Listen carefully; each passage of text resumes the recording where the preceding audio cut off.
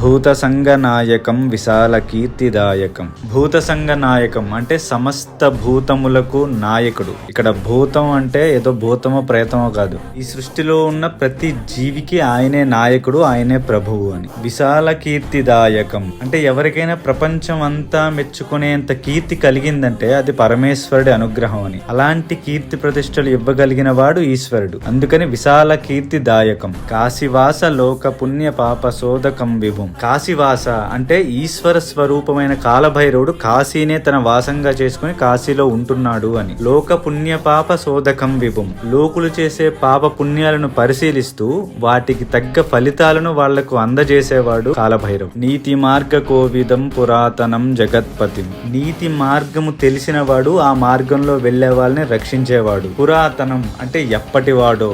చాగంటి గారు అన్నట్టు అసలు ఈశ్వరుడు ఎప్పటివాడో చెప్పగలిగేవాడు ఎవడున్నాడు?